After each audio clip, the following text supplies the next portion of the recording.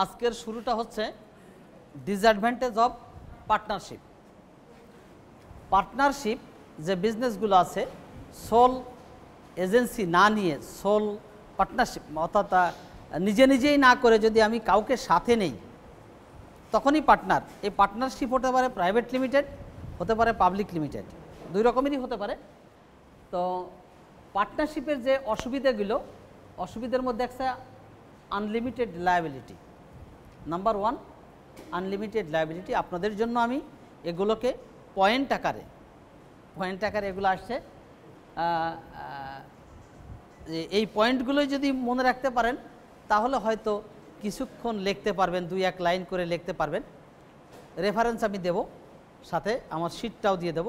শুধু শিট না, কিছু কিছু রেফারেন্স বইও পড়বেন, কাজ দেবে। Unlimited liability, partners will have to pay all the depth, ঋণ, যত ঋণ আছে সমস্ত ঋণ তাকে শোধ করতে হবে, of the business even from their personal property. যদি তাদের একদম প্রাইভেট হয়, সল্লি নিজে করে, তাহলে তার জন্য লায়াবিলিটিস পুরোটা তার। যদি পার্টনারশিপ হয় লিমিটেড, প্রাইভেট লিমিটেড, 5 জন পার্টনার আছে বা 3 জন পার্টনার আছে, এরকম যদি হয় তাহলে যে কোনো ধরনের ঋণ ওই পার্টনাররা তাদের পার্সোনাল প্রপার্টি সেল করে হলেও ঋণগুলোকে মিট আপ করা লাগবে, যে কোনো ডেপ্টকে মিট আপ করা লাগবে। Shorter life, partnership ends when one of the partners dies or becomes insane। যদি কোনো পার্টনার মারা যায়, অক্ষম হয়, তাহলে সে তার পার্টনারশিপটা তুলে নিতে পারে, ফলে লাইফটা may be shorter. Limited capital, partners run the business from their own capital, তাদের নিজেদের ক্যাপিটাল থেকে নেয়। যেমন যদি কোনো জয়েন্ট স্টক কোম্পানি হয়, জয়েন্ট স্টক কোম্পানি কী করে, তার একটা সার্টেন অ্যাসেট শো করে যে আমার এত টাকা আছে, এই টাকা দিয়ে সে রেজিস্ট্রার অফিসে যেয়ে আমি সামনে পড়ব, রেজিস্টার্ড হয়। রেজিস্টার্ড হওয়ার পর তখন মার্কেট থেকে শেয়ার ছেড়ে দেয়। আমরা যে শেয়ার কেনাবেচা করি না, এই শেয়ারগুলো ছেড়ে দেয়, অর্থাৎ তার ক্যাপিটাল আরও দরকার। এই ক্যাপিটালগুলো কোথায় পাবে? তখন শেয়ার ছেড়ে দেয়। শেয়ারের স্মলেস্ট ইউনিট হচ্ছে আমরা যেটা কিনি। এই শেয়ারগুলোতে লেখা থাকে 10 টাকার শেয়ার বিক্রি হচ্ছে 6 টাকা, অথবা 10 টাকার শেয়ার বিক্রি হচ্ছে 4000 টাকা। শেয়ারটা কিন্তু 10 টাকার, ওর ভ্যালু 10 টাকার, বাট আজকের দিনে ওই শেয়ারের মূল্য আছে 4000 টাকা। যেমন ইসলামী ব্যাংকের শেয়ার খুব স্ট্রংগেস্ট পজিশন আছে, ভীষণ রকমের স্ট্রংগেস্ট পজিশন আছে। তাহলে sometimes that capital becomes limited to meet the requirements of the business. যদি পার্টনার হয় 3 জন পার্টনার, তাহলে 3 জন পার্টনারের পক্ষে সম্ভব হচ্ছে না সে বিজনেসের জন্য রিকোয়ারমেন্টস 1.5 crore, পার্টনার 3 জন, একজনের দরকার 50 লাখ, বাট 3 জন পার্টনারের 2 জন হয়তো 50 লাখ ম্যানেজ করতে পারে, একজন বলছে আমি 25 লাখের উপরে পারবো না, সম্ভব না। সুতরাং ক্যাপিটাল অ্যারেঞ্জ করা সম্ভব হয় না। বাট জয়েন্ট স্টক কোম্পানিতে এই সুবিধাটা আছে যে আমি শেয়ার ছেড়ে দিলাম, যদি শেয়ার এক্সেস বিক্রি হয়ে যায় তখন আমরা কি করব, যে লটারি বেসিস দিয়ে দেবো, যেটা প্রাইমারি শেয়ার বলে, লটারি বেসিস দিয়ে দেবো। দিয়ে দেওয়ার পর যারা পেলো না তাদের টাকাটা ফেরত দিয়ে দিলাম। আবার যদি এমন হয় মার্কেটে শেয়ার ছাড়ার পর টোটাল শেয়ারটা কম হলো, তখন কি হবে? তখন সে ডিবেঞ্চার নিতে পারে। শেয়ার এবং ডিবেঞ্চারের মধ্যে বেসিক্যালি তেমন পার্থক্য নেই, খুব কম পার্থক্য। যারা ডিবেঞ্চার হোল্ডার তারা এজিএমে যেতে পারে না, পার্থক্য এইটুকানি, মেম্বার না। একজন শেয়ার হোল্ডার কোম্পানির মেম্বার, কোম্পানির যে এজিএম হয় ইয়ার এন্ডে, সেই ইয়ার এন্ডের এজিএমের 21 দিন আগে, অ্যাটলিস্ট 21 দিন আগে তাকে নোটিফাই করা হবে অমুক দিন এজিএম, সেদিন সে তার আসার সুযোগ আছে। বাট ডিবেঞ্চার হোল্ডারের সেই সুযোগটা নাই। ডিবেঞ্চার হোল্ডার কোনো, এটা ঋণ, এক ধরনের ঋণ দেবে, সে শুধুমাত্র প্রফিটই নেবে, কিন্তু শেয়ার হোল্ডার প্রফিট লস দুটোই তাকে নিতে হবে। প্রয়োজনে তাকে লসও নিতে হতে পারে, কিন্তু ডিবেঞ্চার যে নিচ্ছে সে বলছে নো, আমি তোমাকে লোন দিচ্ছি, আমি তোমার কোনোভাবে কোনো লস নিতে রাজি না, আমাকে লাভের অংশ দিতে হবে। এবং সবসময় লিকুইড অ্যাসেট যদি থাকে, কোম্পানি কোনো সময় বিলুপ্ত হয়ে যায়, তাহলে কোম্পানির লিকুইড অ্যাসেট থেকে প্রথমে এই ডিবেঞ্চার হোল্ডারকে শোধ করা হয়, তারপরে শেয়ার হোল্ডারদের, যেহেতু লায়াবিলিটিসটা তাদের কম বা বেশি যাই হোক। শেয়ার হোল্ডারদের অনেক রকমের ফাংশন আছে, যদি আমাদের সে শেয়ার হোল্ডাররা বোঝে না, কারণ কত সালে এই জোর শুরু হলো 2005-এ 2005-এ হঠাৎ করে শেয়ার মার্কেট ফুলে ফেঁপে উঠলো না, একদম ফুলে ফেঁপে উঠছে। তো আমার ফ্রেন্ডের ছোট ভাই, ও তখন ঢাকা কলেজে পড়তো বোধহয়, তখন ঢাকা কলেজে, ও একদিন এসে বলছে, গল্প বলছে, ভাইয়া খুব খারাপ অবস্থা, কী হয়েছে, গ্রাম থেকে একজন আসছে, এসে বলছে যে ভাই আমাকে একটা শিয়াল কিনে দাও, আমাকে একটা শিয়াল কিনে দাও। শেয়ারও বলতে পারে না, আসছে শেয়ার বিজনেসে, শেয়ার শব্দটা সাথে সে পরিচিত না, বলছে শিয়াল, আসছে শেয়ার কিনতে। অথচ একজন শেয়ার হোল্ডার অবশ্যই কোম্পানি এজিএম এর জন্য ইনভাইটেড হবে, অবশ্যই, এবং 21 ডেজ বিফোর তাকে নোটিফাই করা লাগবে। যা হোক, তাহলে লিমিটেড ক্যাপিটাল যদি আমাদের পার্টনারশিপ, আচ্ছা, পার্টনারশিপ বিজনেসে যদি পার্টনার সংখ্যা কম থাকে তাহলে ক্যাপিটাল অনেক সময় দেখা যায় যে লিমিটেড হয়ে যায়। Lack of interest, profit is divided among the partners, so partners do not take keen interest in the business. যেহেতু প্রফিট যাই হোক সবাই তো ভাগ পাবে, প্রত্যেকের ইন্টারেস্ট নাই। সিঙ্গেল বিজনেস হলে, সিঙ্গেল পার্সন বিজনেস হলে যেমন ইন্টারেস্ট থাকে, যে সকাল 5টার সময় যায় দোকানে আর রাত 12টা পর্যন্ত দোকানদারি করে। একজন টি স্টল দেশে, আমারই এক স্টুডেন্ট খুব খারাপ অবস্থায় ছিল এক সময়, বিদেশ গেছিলো, ওখান থেকে ধরা টরা খেয়ে মারিটার খেয়ে আসছে, এসে এখন বলে যে কি করব স্যার আমাকে কিছু লোন দেন। আমি কিছু লোন তাকে দিয়েছিলাম, সে একটা স্টল দিয়েছিল। বেসিক্যালি আমি টি স্টলই বলবো, সাথে সাথে অন্য অন্য কিছু বেচা কেনা ছিল। ও 5টারও আগে দোকান খুলতো আর রাত 12টা 1টা পর্যন্ত। ঘুমোতো কখন? লায়াবিলিটিসটা কেমন? প্রফিট করার জন্য, অনলি ফর প্রফিট। কিন্তু যদি পার্টনারশিপ বিজনেস হতো, অমুক পার্টনার আজকে আসছে কয়টা, 9টায়, পরের দিন আমি 9:30টায় যাব, ফলে দেখা যাবে প্রফিট শেয়ারিংয়ে প্রফিটটা কমে আসবে। স্লো ডিসিশন মেকিং, যদি পার্টনারশিপ বিজনেস হয় তাহলে ডিসিশন মেকিং স্লো হয়ে যায়, কারণ অনেকের মতামত দিতে হয়। সিঙ্গেল ব্যক্তি হলে লাভ হোক লস হোক আমি একক ডিসিশন নিয়ে নিতে পারি খুব কুইক, বাট যদি পার্টনারশিপ বিজনেস হয় তাহলে ডিসিশন মেকিংটাও স্লোয়ার হয়ে যায়। এটাই হচ্ছে disadvantage of partnership business, main disadvantage. It is difficult to transfer the rights of the partner. পার্টনারদের রাইট ট্রান্সফার করা very much difficult. This is always a chance of conflict. সবসময় দ্বন্দ্বের সম্ভাবনা থাকে, দ্বিধা এবং দ্বন্দ্বের সম্ভাবনা থাকে। এখন প্রশ্ন, জয়েন্ট স্টক কোম্পানির কি দ্বিধাদ্বন্দ্ব নাই? সেখানেও আছে, কিন্তু যেহেতু পরিসরটা অনেক বড়, এই পরিসরে কি করা হয়েছে যে কোম্পানির জন্য কিছু ডিরেক্টর নির্ধারণ করা হয়েছে, কিছু স্পেশালিস্ট, মার্কেটিং স্পেশালিস্ট আনা হয়েছে মার্কেটিংয়ের জন্য, কিছু প্রোডাকশন স্পেশালিস্ট আনা হয়েছে প্রোডাকশনের জন্য, হাই স্যালারিড জব তাদের, আর কিছু ডাইরেক্টর নিয়োগ দিয়ে দেওয়া হয়েছে। এই ডাইরেক্টররা কী করছে, তাদের অ্যাকাউন্টেবিলিটির জন্য এজিএম হয়, সেখানে অডিটিং ফার্ম নিয়োগ করা হয়, অনেক কাজ করা হয়। কিন্তু যেহেতু লায়াবিলিটিটা ডাইভার্সিফাইড থাকে, সুতরাং কেউ এখানে কনফ্লিক্টের সুযোগ খুব কম থাকে। কনফ্লিক্ট হলে অ্যামং ডিরেক্টরসদের মধ্যে কনফ্লিক্ট হওয়ার পসিবিলিটি থেকে যায়। নাও active partner, secret partner and sleeping partner, 3 ধরনের পার্টনার আছে।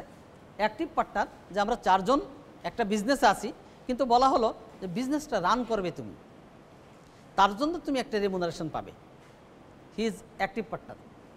সিক্রেট পার্টনার হচ্ছে যে আমি ব্যবসায় কিছু ইনভেস্ট করলাম, কিন্তু আমি কার কাছে সেল করছে, কার কাছে কি প্রোডাক্ট করছে, এত কিছু আমার জানা দরকার নেই, বছর শেষে আমাকে একটা প্রফিট তুমি দেবা, এটা হচ্ছে গোপন পার্টনার। আর স্লিমিং পার্টনার যেটা, এটা অ্যাকচুয়ালি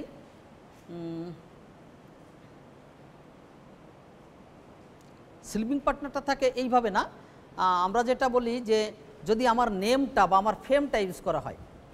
যেমন এক সময় আমার স্টুডেন্টরাই আমার একটা ফার্ম ছিল, সেই ফার্মটা এক সময় আমি ছেড়ে দিই, ডালিয়া এন্টারপ্রাইজ।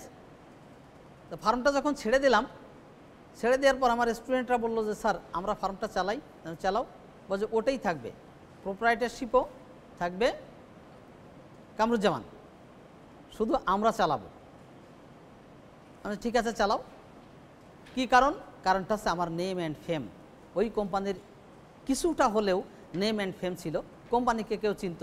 ওরা যদি সরাসরি আসতো ওদের চিনত না, ওরা কোম্পানির ওয়ার্কার হিসেবে কাজ করছে, আমি এই যে কিছুই জানি না ওদের ওরা কী করছে, কিন্তু ওরা ইয়ার এন্ডিংয়ে বা আফটার 6 মান্থ আফটার 3 মান্থস ওরা একটা কিছু টাকা আমার জন্য বরাদ্দ রাখতো। টাকার পরিমাণ যদি কম হতো 10,000 টাকা, আমি বলছে নিয়ে নাও ভাগ করে, বাচ্চাদের কাপড় চোপড় কিনে দিও। যদি টাকার পরিমাণ বেশি হতো 30,000 40,000, ঠিক আছে দিয়ে যাও। এখন দেখা গেল ওরা প্রত্যেক মাসে মাসে টাকা ভাগ করে, আর মাসে মাসে আমার জন্য 10,000 টাকা বরাদ্দ করে, আর আমি মাসে মাসে বলে দিই যে নিয়ে নাও, তোমরা ভাগ করে নিয়ে নাও। কি সুন্দর ব্যবস্থা, তাই না? ওরা টাকা জমতে দেয় না, দুটো কাজ করার সাথে সাথে ভাগ করে ফেলে, জমার সুযোগ নাই, কারণ বেশি জমলেই তো স্যারকে একটা প্রশান দিয়ে দিতে হবে।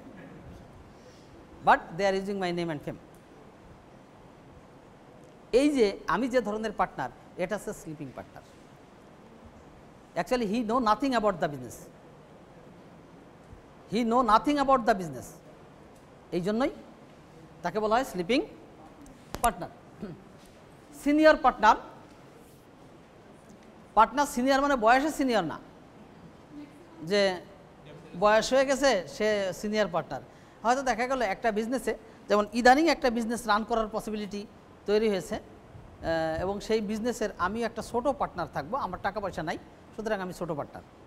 বিজনেসটা প্রায় 1 কোটি টাকার, সেখানে যে শেয়ারগুলো আসবে শেয়ারগুলো হিসেব করেছে 10 লক্ষ এবং 6 লক্ষ, আমার 6 লাখ টাকাও নাই। তো আমার আছে 87,000 থেকে 30,000 তুলছি, থাকলো 57,000 টাকা আছে আমার। এখন আমার ছোট ভাই একটা আছে এখান থেকে পাস করা, ও সেদিন আসছিল বেড়াতে, আমি বললাম যে এরকম একটা বিজনেস রান হচ্ছে, এই বিজনেসের লসের পসিবিলিটি নাই। বিজনেসটা কি? ডায়াগনস্টিক সেন্টার, এদের কোনো লস নাই, টোটালি লস নাই। তো এখানে তুই একটা শেয়ার নিতে পারিস। ও বললো যে ভাই আমার কাছে তো টাকা নেই, আমার 4 লাখ টাকা আমি দিতে পারবো। তুই 4 লাখ দিলে আমি 50,000, 4,50,000 আসামদুল্লাহ ক্লাস নিই, ওখান থেকে যদি কিছু টাকা পাই তাহলে 4 লাখ 5.5 লাখ, আর 50,000 ম্যানেজ করতে হবে। আচ্ছা ঠিক আছে, হয়ে যাবে। আর একটা ভাই আছে, সেও একটু দোকানদারি করে, তারা যদি বলি সে হয়তো একটা শেয়ার, ক্ষুদ্র ইউনিট, স্মল ইউনিট আমি নিতে চাচ্ছি। বাট এখানে এমন পার্টনার আছে যার partnership 50 lakh, major amount contribute করছে, এই জন্য সে হচ্ছে এখানকার senior partner. And junior partner আমি, ওই জায়গার জুনিয়র পার্টনার আমি। Junior partner according to investment, but investment আমার যত কমই হোক না কেন, আমি ওই প্রতিষ্ঠানের অ্যাডভাইজার। অর্থাৎ যত রকমের ডেভেলপমেন্ট, এক্সপেনশন বা কী করতে হবে সামনের দিকে, মার্কেটিং পলিসি, এই পলিসিগুলো নির্ধারণ করা হবে আমার সাথে কনসাল্ট করে। আমি তার অ্যাডভাইজার। অ্যাডভাইজার হিসেবে হয়তো বা আমি কোনো রেমুনারেশন নিতেও পারি, নাও নিতে পারি, কিন্তু পার্টনার হিসেবে এই যে জুনিয়র পার্টনার, এই জুনিয়র পার্টনার হিসেবে আমি সেখান থেকে ইন্টারেস্টের একটা পার্সেন্টেজ পেতে পারি। নাও টাইপস অফ পার্টনারশিপ এর আরেকটা form, partnership at will.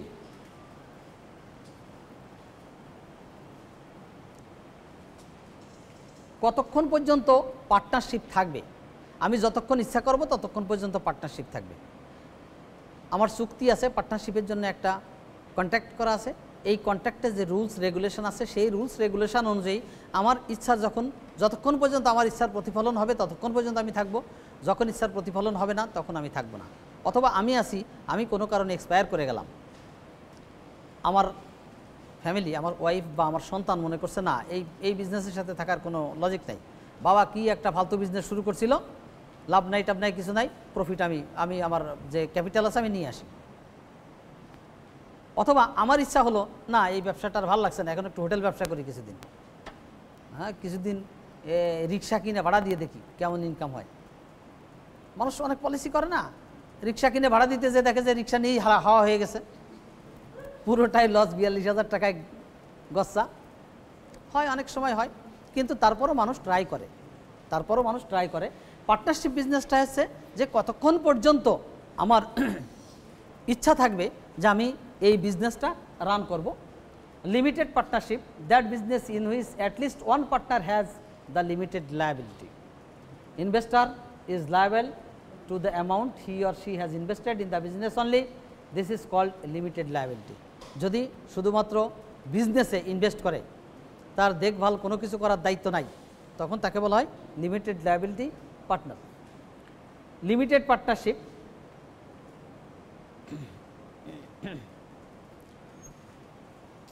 Partnership হচ্ছে যে একজন পার্টনারের আনলিমিটেড লায়াবিলিটি থাকতে হবে, অ্যাটলিস্ট একজন পার্টনার। হয়তো আমার 10 জন পার্টনার আছে, তার মধ্যে একজন পার্টনারের অ্যাটলিস্ট আনলিমিটেড লায়াবিলিটি থাকতে হবে। And particular partnership form for a particular purpose, কোনো একটা বিশেষ উদ্দেশ্যে স্পেসিফিক অবজেক্টিভ নিয়ে পার্টনারশিপ বিজনেস স্টার্ট হবে। It is dissolved automatically at the achievement of the purpose যখন সার্ভ হয়ে যাবে তখন অটোমেটিক্যালি ডিজলভ হবে, আসলে হয় না। স্কোয়ার গ্রুপ তৈরি হয়েছিল 4 জন পার্টনার দিয়ে, 4 জন ছিল বলে নাম হয়েছে স্কোয়ার। পার্টনারশিপে ছিল 4 জন, এই 4 জনের পার্ট কিছুই আছে তাদের কি নাই। 2 দিন পর দেখবেন যে স্কোয়ার কাফনের কাপড়, বিদায়বেলা স্টোর স্কোয়ার গ্রুপ একটা দিয়ে দেবে। ওরা বিজনেসের যে সেক্টরে হাত দিয়েছে সেই সেক্টরে ডেভেলপ করছে। স্কোয়ার কি নাই এখন? স্কোয়ার টয়লেটারিজ ছিল, এটা আসছে পরে। বেসিক্যালি ছিল স্কোয়ার ফার্মাসিউটিক্যালস। এখন দেখেন এই রাধুনি নাম দিচ্ছে, কি সব নামটাম দিয়ে বের করতেছে, অদ্ভুত অদ্ভুত জিনিস বের করতেছে, সব বাদ যাবে না। আবার আবুল খায়ের উনি কোনো এক সময় দেখতে গেছিলেন যে সিমেন্ট ফ্যাক্টরি কি জিনিস। তো যে দেখে যে নদীর মধ্যে একটা স্পাইরাল কনভেয়ার উপর থেকে আসছে বস্তাগুলো, তখন 100 টাকা ছিল এক বস্তা সিমেন্টের দাম। তো আসছে, এসে স্পাইরাল কনভেয়ারে দিয়ে দিছে, সে ঘুরে ঘুরে যে শিপের মধ্যে পড়ছে। খায়ের সাহেব লেখাপড়া জানেন না, উনি তখন নাকি কমেন্টস করছিলেন, এটা শোনা কথা, যে বাহ কীভাবে 100 টাকার নোট গড়ায় গড়ায় পড়ে রে বাবা, এই ব্যবসায়ী তো আমার করা লিখবো। 100 টাকার নোট কিভাবে গড়ায় গড়ায় পড়তেছে, সে ব্যাগ দেখেনি, সে দেখছে টাকা। 100 টাকার নোট গড়ায় গড়ায় পড়ছে, গজ্জায় গজ্জায় গজ্জায় গজ্জায় কীভাবে পড়ে, গজ্জায় সম্ভবত নোয়াখালীতে গজ্জায় বলে, সম্ভবত ওইভাবে বলে।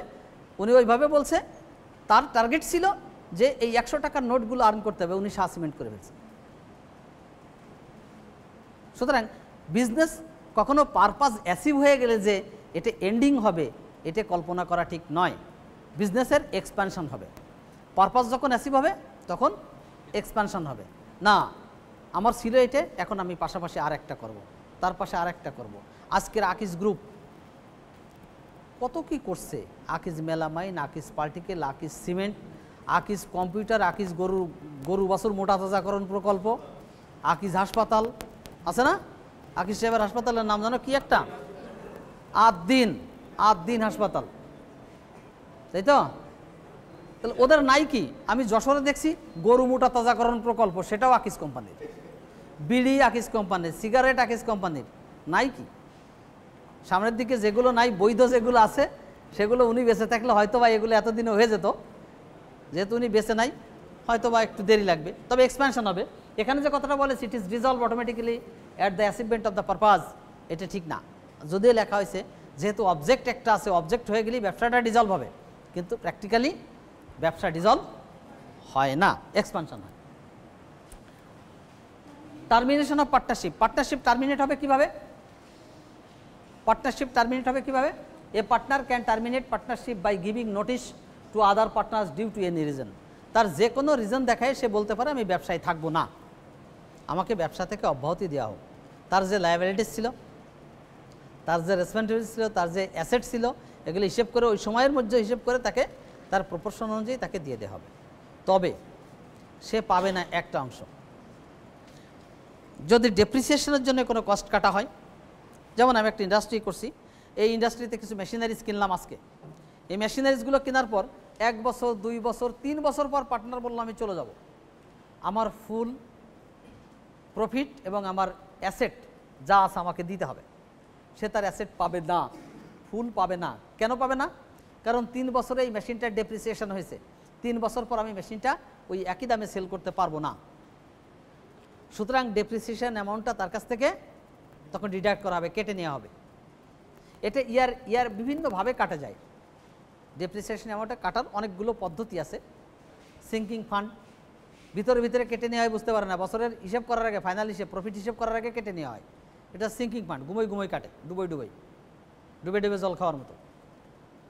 বুঝতে পারে না পার্টনাররা যে কখন কাটা গেল, ওইটা দেওয়া হয় খরচ হিসেবে দেখানো হয়, দেখায় ওটা একটা অ্যামাউন্ট রিয়েলাইজ করে রাখা হয় for further development of the project.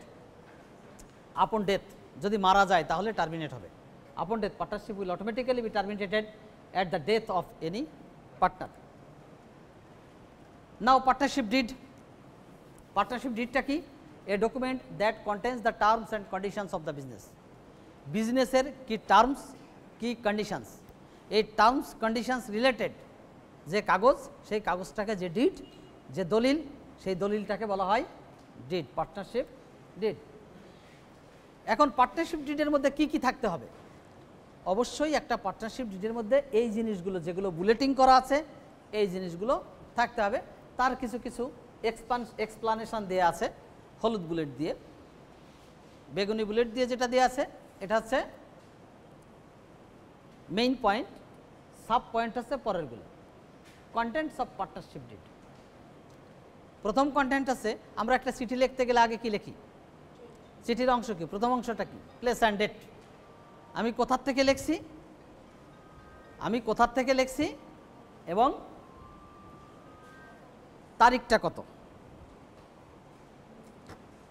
কত, date on which the agreement was made. কোন ডেটে এই এগ্রিমেন্ট তৈরি হয়েছিল, ডেটটা প্রথম নেসেসিটি, যে কোন ডেটে তৈরি হয়েছিল। বাংলা, ইংরেজি, আরবি যতগুলো আছে সবগুলো দিয়ে মোর স্পেসিফাই করার জন্য সবগুলো দিয়ে ভালো। ইংরেজি তারিখটা দিলাম মোতাবেক, এবার বাংলা তারিখটা দিলাম, আরবি সনটা দিয়ে দিলাম, আরবি তারিখটাও দিয়ে দিলাম। তাহলে হবে কি, তখন আর এই ঘষা মাজা করে উঠানো যাবে না। স্পেসিফাই করতে গেলে, ঘষা মাজা করতে গেলে 3 জায়গা করতে হবে। সুতরাং স্পেসিফাই করা সহজ হবে। Date on which the agreement was made. Number 2, name of the business. আমি কি বিজনেস করছি সেটা একটা অংশ। নেচার অফ দ্য বিজনেস, বিজনেসের প্রকৃতি কেমন, নেচার কি, কোন ধরনের business. The clause will cover the scope of the business. তার পরিসর, আমি কত দূর পর্যন্ত যাব, আমি কি কি কাজ করব, স্কোপটা কি, আমি এই বিজনেসে কি কি কাজ করব, এটা তার একটা স্কোপ। যেমন আমরা চিন্তা করলাম যে আসেন আমরা এখানে একটা পান বিড়ির দোকান দিই। আমার লাইফে আমি এই ব্যবসাটাও একবার করছিলাম।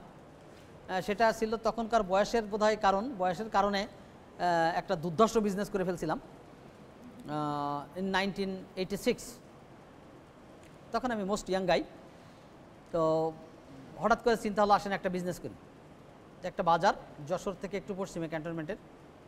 তো এই বাজারে চিন্তা করলাম একটা পানের দোকান দিতে হবে আর সিগারেট, কিন্তু সেলসম্যান থাকতে হবে অবশ্যই অতি সুন্দরী একজন লেডি। তার আবার তখন চুলের একটা শার্ট আসছিল, ববসার্ট বলতো, ববসার্ট চুল, খাটো চুল থাকতে হবে, হাতে গ্লোভস পরা থাকবে। সে কোনো সময় মুখ কালো করে কথা বলতে পারবে না, তাকে এসে কথা বলতে হবে। যে যাই বলুক না কেন তাকে এসে উত্তর দিতে হবে। তো শর্ত মোতাবেক পেয়ে গেলাম একজন অপসরীকে। সে অপসরীকে নিয়ে বিজনেস শুরু হলো আমাদের। তো আমাদের পান বিক্রি হতো ওই বাজারে, এমনও গেছে 20 পণ পান বিক্রি হয়েছে একদিনে। হিউজ লাভ, হিউজ। এটা আমরা কয়েক ফ্রেন্ড মিলে, এটা একটা পার্টনারশিপ বিজনেস ছিল, হিসেব করে ক্যালকুলেশন করে বাইর করা হয়েছে আমরা কি পরিমাণ লাভ করতেছি একটা পান বিক্রি করে। যখন দেখা গেল যে এই ব্যবসা একবার ফুলে ফাঁপে উঠছে, তখন ওই এলাকার একজন সন্ত্রাসী ছিল, তার নাম মুন্না। সে এসে বলল যে খুব তো ভালো ব্যবসা করছো, চাঁদা দাও। আমাকে চাঁদা দিতে হবে, নাহলে এখানে ব্যবসা করা যাবে না। আমরা বললাম যে চাঁদা দেবো না। আমরা আর এক সন্ত্রাসী ধরলাম, দরকার হয় তোমাকে বেশি দেবো, তবুও মুন্নাকে দেবো না। শেষ পর্যন্ত মুন্না হুমকি দিল ওই মেয়েকে তুলে নিয়ে যাবে। মেয়ে চাকরি ছেড়ে দিয়ে চলে গেল, আমার ব্যবসা কুকুর টার্মিনেট হয়ে গেল, ব্যবসাটা টার্মিনেট হয়ে গেল। তাহলে এখানে এখন আমরা একটু দেখি স্কোপ। হ্যাঁ, না এটা আসলে এর পরে আর ট্রাই করিনি, কারণ দেখলাম যে মাস্তান যেহেতু লেগে গেছে এটা আর হবে না। এখন প্রশ্ন হচ্ছে আমার স্কোপটা কী ছিল? স্কোপটা ছিল পান এবং সিগারেট সেল করা। আমি যদি ওই জায়গায় চিন্তা করতাম না আমি ওই দোকানেই ব্যাটারি ডিলারশিপ দেবো, এটা সম্ভব ছিল। স্কোপটা কি আগে বলতে হবে, আমার বিজনেসের স্কোপ পরিসরটা কি, কোন পর্যন্ত আমি বিজনেসটাকে নিতে পারবো সেটা। Then name, address, telephone number and emails of the partners, পার্টনারদের full address, mailing address, present address and permanent address. In 3 address, mail address, present address, permanent address. এই 3টে address, telephone number, email account যা আছে সবগুলো সহ capital of the business, বিজনেসের capital কত, further capital acquire করা লাগবে কি না, কত ক্যাপিটাল নিয়ে আমরা শুরু করছি, টার্গেটটা কি। এখন দেখা গেল 10 জন পার্টনার মিলে শুরু করলাম 50 লাখ টাকা বিজনেসের টার্গেট নিয়ে, হঠাৎ করে 3 মাস পরেই 10 জন পার্টনার বললো, 5 জন পার্টনার বললো যে না আমাদের ক্যাপিটাল 5 কোটি টাকা করতে হবে, বাকি পার্টনারদের পক্ষে সম্ভব না। সুতরাং ক্যাপিটাল স্পেসিফাই করতে হবে, এই ক্যাপিটাল কত বছর পর এক্সপ্যানশনের জন্য আমরা ফার্দার ইনভেস্টমেন্ট করব, আজকের ক্যাপিটাল কত এবং এই ক্যাপিটালটা কত বছর পর আমরা রিইনভেস্টমেন্ট করব যদি আমাদের প্রয়োজন হয়। If duration is attached with any business, that should clearly be mentioned in the partnership deed. যদি কোনো ডিউরেশন থাকে অবশ্যই ক্লিয়ারলি স্পেসিফাই করতে হবে 10 বছর পর এর এক্সপেনশন হবে। এইভাবে হতে পারে, অথবা সেই সময় আলোচনা সাপেক্ষে আমি চিন্তা করে নেব আমরা পার্টনাররা মিলে বৈঠক করে যে আমরা কোন পর্যন্ত যেতে পারি। ডিউটিজ অফ দ্য পার্টনার, প্রত্যেকটা পার্টনারের কর্তব্য কী, মাঝে মধ্যে হিসেব নেওয়া, মাঝে মধ্যে চেক করা একজন আত্মসাৎ করছে কিনা, কুক্ষিগত করছে কিনা, এই বিষয়টাকে খোঁজ নেয়, এটা আছে পার্টনারের একটা duty. Whether any partner is entitled to salary, সে একজনকে বলা হলো ম্যানেজিং ডিরেক্টর, একজন পার্টনারকে বলা হলো ম্যানেজিং ডিরেক্টর, সে তো অ্যাক্টিভ পার্টনার, স্লিপিং পার্টনার না, অ্যাক্টিভ পার্টনার বা সেক্রেট পার্টনারও না। যেহেতু অ্যাক্টিভ পার্টনার, তাকে তার অ্যাক্টিভিটির জন্য প্রত্যেক পার্টনার অন্য অন্য কাজ করতেছে, সে শুধু ব্যবসাটা নিয়ে আসে, তার অ্যাক্টিভিটির জন্য তাকে একটা স্যালারি দেওয়া, যদি সেই স্যালারি নির্ধারণ করা হয় সেটাও ডিডের মধ্যে অবশ্যই উল্লেখ করতে হবে যে অ্যাক্টিভ পার্টনার হিসেবে অমুক পার্টনার এত টাকা স্যালারি পাবে পার মান্থ, কতদিন পর বৃদ্ধি হবে, ইনক্রিমেন্ট হবে, এগুলো উল্লেখ থাকতে হবে। Whether any partner is entitled to salary, if yes how much amount should be given to him as salary, সেটা মান্থলি দেওয়া হবে নাকি অ্যানাম, পার অ্যানাম দেওয়া হবে, অ্যানুয়াল, বছর শেষে, ইয়ার এন্ডিং, ফাইন্যান্সিয়াল ফিসক্যাল ইয়ারের জন্য দেওয়া হবে, নাকি পাক্ষিকভাবে দেওয়া হবে 15 দিনে, নাকি সাপ্তাহিকভাবে দেওয়া হবে, কত টাকা দেওয়া হবে তাকে সেটা উল্লেখ করা এখানে। Profit distribution ratio, profit distribution কীভাবে, আমি যেমন বলছিলাম 10 লাখ টাকা শেয়ারও আছে, 6 লাখ টাকা শেয়ারও আছে, লাভের অংশ কিন্তু সমান ভাগ হবে না, লাভের অংশও ওই ইউনিট, স্মল ইউনিট ধরে নিয়ে, লাখ টাকাকে একটা ইউনিট ধরে নিয়ে, যার লাখ টাকাকে একটা ইউনিট, 1 কোটি টাকা হলে 100 ভাগ হবে প্রফিট, যার 6 লাখ টাকা আছে সে 6 ভাগ পাবে, যার 10 লাখ টাকা আছে সে 10 লাখ পাবে, 10 লাখ টাকার 10 ভাগ পাবে, যার 60 লাখ টাকা আছে সে 60 ভাগ পাবে। প্রফিট শেয়ারিংটা কীভাবে হবে সেটাও সেটেল করা দরকার। আর কি কন্টেন্ট থাকে, whether partners are entitled to withdraw money from the business, if yes procedure of withdrawal should also be written in the partnership deed. যদি কেউ হঠাৎ করে, আমরা বললাম যে 5 বছরের আগে কোনো টাকা নেওয়া যাবে না, একজন পার্টনার 4 বছর পর বললো যে আমি নিতে চাই, তাহলে সেখানে উল্লেখ থাকতে হবে 4 বছর পর যদি কেউ চায় তাহলে সে দরখাস্ত করবে, 5 বছর পর টাকা তুলতে পারবে, সে কিভাবে তুলতে পারবে, কতটা প্রফিট নিয়ে তুলতে পারবে, এই 5 বছরের যে তার যে ডেপ্রিসিয়েশন আছে, ডেপ্রিসিয়েশন অ্যামাউন্টটাকে কর্তন করতে হবে কি না, এই সব কিছু ক্লিয়ারলি সেখানে লেখা থাকতে হবে। Arbitration, in case of conflict, how that conflict would be resolve before going to the court, কোর্টে যাওয়ার আগে নিজেরা কীভাবে সমস্যার সমাধান করতে পারি, মীমাংসা করতে পারি, সেই ধরনের আরবিট্রেশনের সুযোগ থাকতে হবে নিজেদের মধ্যে। কোর্টে গেলে কিন্তু দ্বন্দ্বটা আরও বাড়ল, সুতরাং কোর্টে যাওয়ার আগেই গ্রাম্য সালিশ আছে না, নিজেদের মধ্যে সালিশ ব্যবস্থা করে আমরা কিভাবে তার মীমাংসা করতে পারি। The partner should read the partnership deed carefully, শেষে লাগবে আমি পড়িয়া শুনিয়া বুঝিয়া সুস্থ অবস্থায় সজ্ঞানে কারোর প্ররোচনায় প্ররোচিত না হইয়া স্বাক্ষর করিলাম, এতটার সময় স্বাক্ষর করিলাম, লেখে না, সেই কাজটাই এখানে ক্লজটা, the partners to deed the partnership deed carefully, add as much clause as possible and never take anything for granted. কোনো কিছু আসলে তোমার যত কিছু দরকার পার্টনারের, সেই পার্টনার ততগুলো আইটেম সেখানে সংযোজন করতে পারবে, তবে লাস্টে সে স্বাক্ষর করতে হবে তাকে, এবং এই কথাটা লিখতে হবে সুস্থ মস্তিষ্কে সজ্ঞানে পড়িয়া শুনিয়া বুঝিয়া কারো দ্বারা প্ররোচিত না হইয়া স্বাক্ষর করিলাম। যেন কোনো কোর্টে যে সে বলতে না পারে আমাকে প্ররোচিত করছে। এরকম হয়েছিল পার্টনারশিপ বিজনেস না, একটা রিপোর্টিংয়ে আমাদের কোনো একজন সিনিয়র টিচার উনি সাইন করছিলেন, পরবর্তীতে যখন এটা নিয়ে মানে কোনো একটা বিরূপ প্রতিক্রিয়া শুরু হলো, উনি এসে বললেন যে না এটা আমি সাইন করি নাই, আমাকে দিয়ে জোর করে করানো হয়েছে। জোর করে করাইছে কে? তার জুনিয়র একজন। এটা কি সম্ভব? জুনিয়রের এত প্রভাব যে জোর করে সিনিয়রকে দিয়ে সাইন করাইছে? আমি তার উত্তর দিয়েছিলাম যে আপনার চাকরি ছেড়ে চলে যাওয়া উচিত, আপনার মস্তিষ্ক বিকৃতি হয়েছে। একজন জুনিয়র যদি আপনাকে দিয়ে জোর করে সাইন করাতে পারে, আপনার এখানে চাকরি করা উচিত না। এ ধরনের কথা ভবিষ্যতে বলবেন না। সাইন আপনার কিনা তাই বলেন, আচ্ছা হ্যাঁ সাইন আমার, ঠিক আছে ওকে যান। এখন প্রশ্ন হচ্ছে রাইটস অফ পার্টনার্স। পার্টনার্সরা কী কী রাইট এনজয় করবে, কী কী অধিকার এনজয় করবে? Every partner has the rights to participate in all the affairs of the business. বিজনেসের যত কার্যক্রম আছে সব কার্যক্রমে সে অংশগ্রহণ করতে পারবে যদি সে ইচ্ছা পোষণ করে। If he wills get his or her share of profit from the business, business থেকে তার যে শেয়ারের প্রফিটের যে শেয়ার, সেই শেয়ারটা পাবে। Leave the partnership according to the terms and conditions of the partnership deed, partnership ডিডে যে টার্মস অ্যান্ড কন্ডিশনস আছে সেই টার্মস অ্যান্ড কন্ডিশনস অনুযায়ী সে সেখান থেকে যদি মনে করে তাহলে টার্মিনেটও হতে পারে, সে টার্মিনেটটা সে সরে আসতে পারে, হ্যাঁ লিভ করতে পারে। আর টার্মিনেট মানে তাকে বাদ দিয়ে দেওয়া, চলে যাওয়া বা কোনো ন্যাচারাল কোনো কারণে বাদ হয়ে যাওয়া। Claim the salary against his or her service, যদি সে কোনো সময় সার্ভিস দেয়, অ্যাক্টিভ সার্ভিস দেয়, তাহলে তার জন্য সে ক্লেম করতে পারবে যে আমাকে কিছু পরিমাণ স্যালারি বা অর্থ দেওয়া হোক। Participate in the management of the business, বিজনেসের ম্যানেজমেন্টে পার্টিসিপেট করতে পারে। এটা কিন্তু পার্টনারশিপ হচ্ছে লিমিটেড পার্টনারশিপ।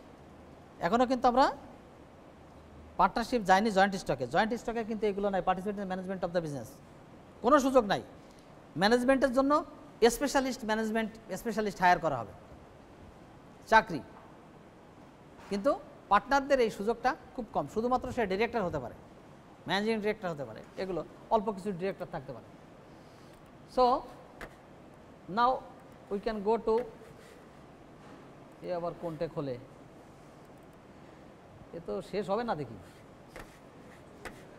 হ্যাঁ কোন বিপত্তিতে পড়লাম। আচ্ছা শেষ না হয় না।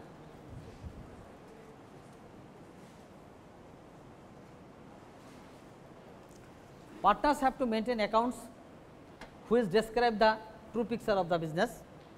Partners should use their power within একটু দেখে নি ইএসসিতে সব দিলে হবে।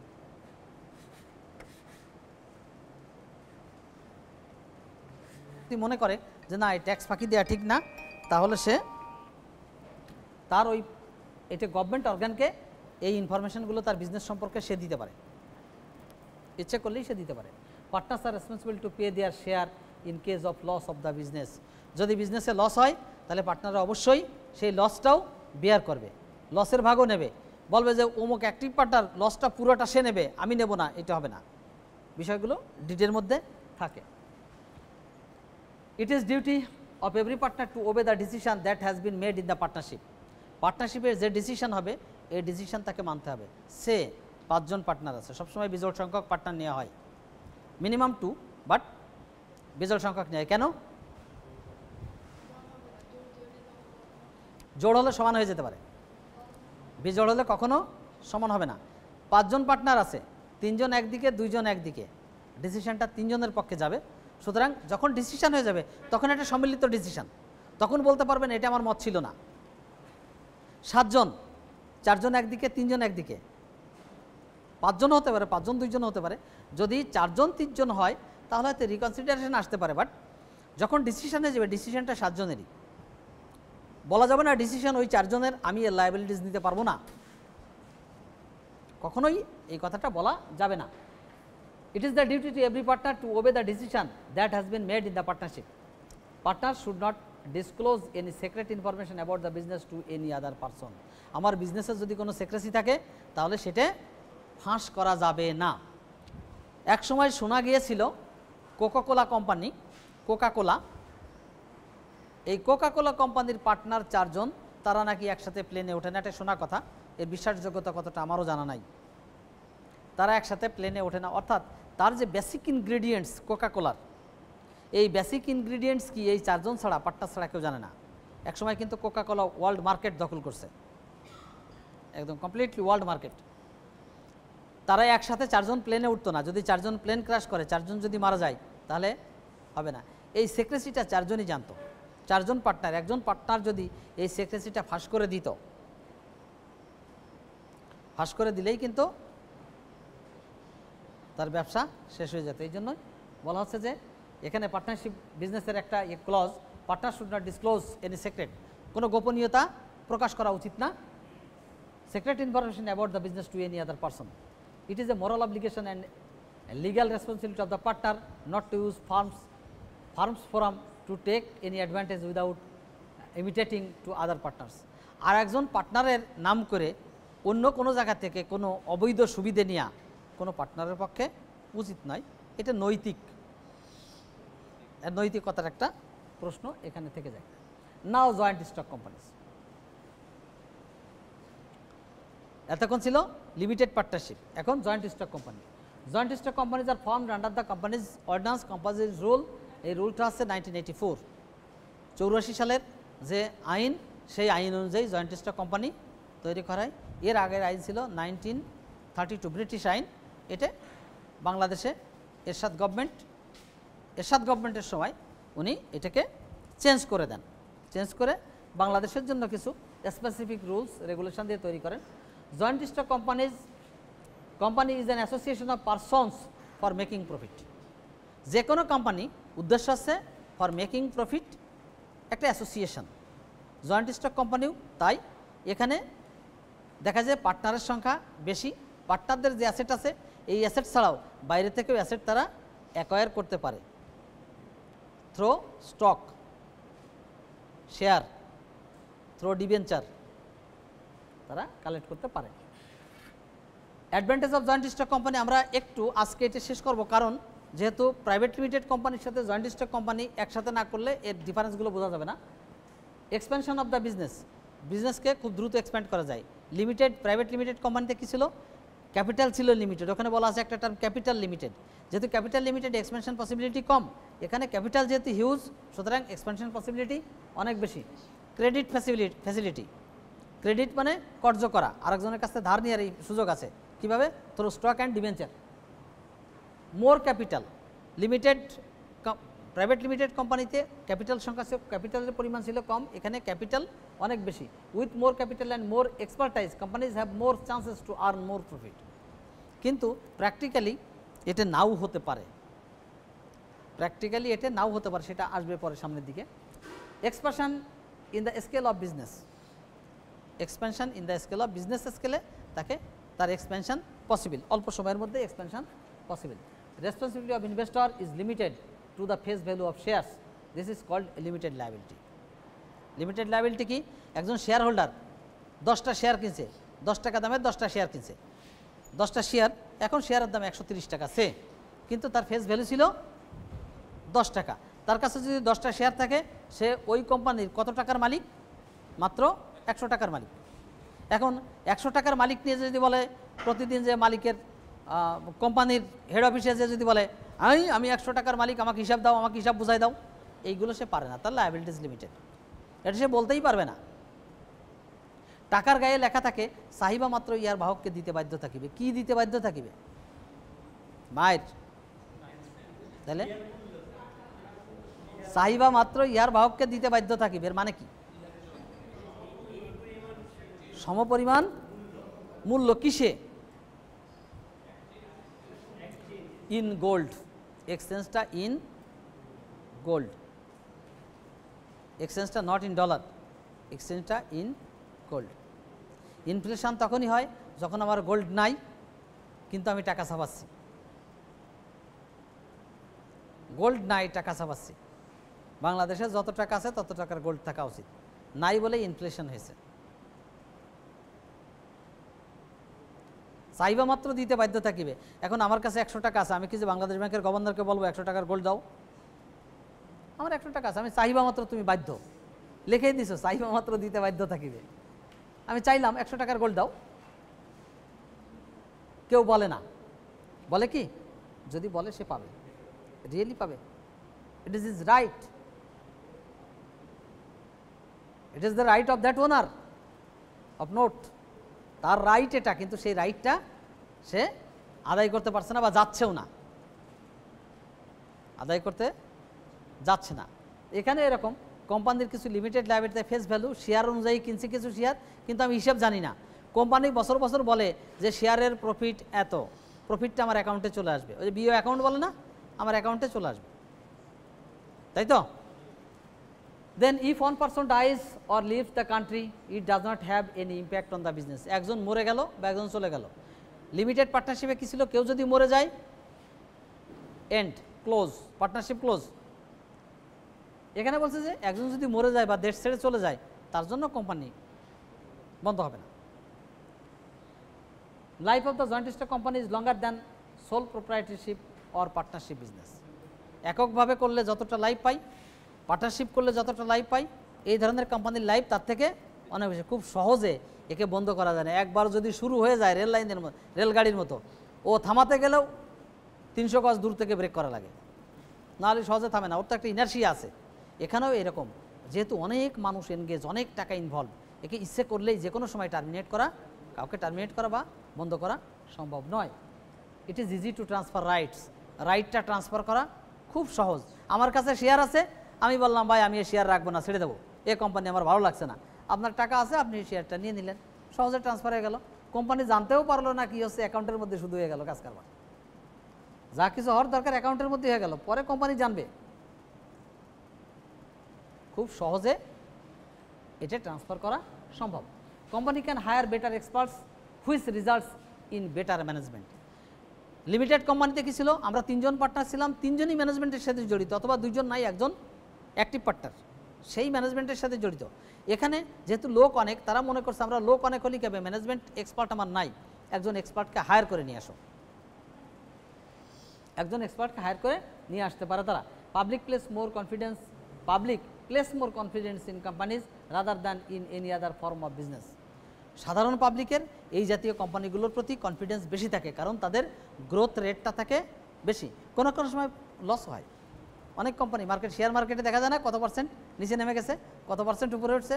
কতগুলো কোম্পানি বলে যে 115টা লসে আছে, 115টা কোম্পানির শেয়ার দাম কমছে আর এতগুলো বাড়ছে। লস নাই, কমলেই যে লস তা না, সেটাও না।